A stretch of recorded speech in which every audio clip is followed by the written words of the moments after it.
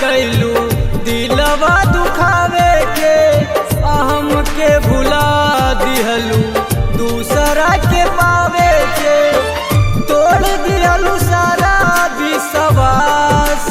हे जान दूर काहे गैलू हमर जान बतावा जान ऐसन का कमी रहे जान बता दा जान।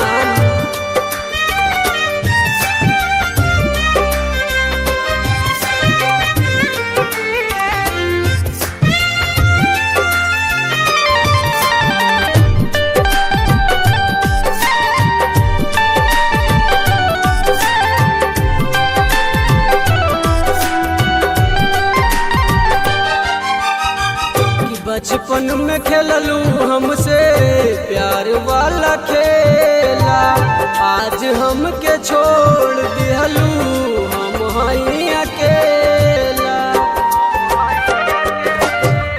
कि बचपन में खेललू हमसे प्यार वाला खेला आज हमके छोड़ दिहलू हम हई अकेला।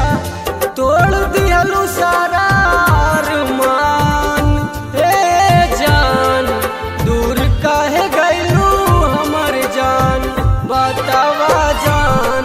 ऐसन का कमी रहे जान बता दा जान सच सच कहा तनी जान ऐसन का कमी रहे जान।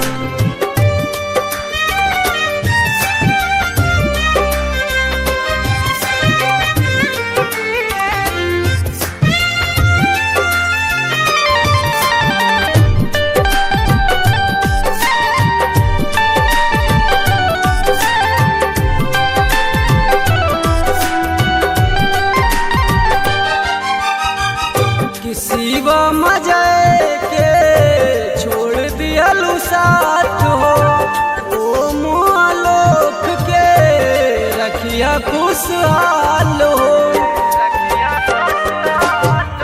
कि शिवा मजय के छोड़ दियलू साथ हो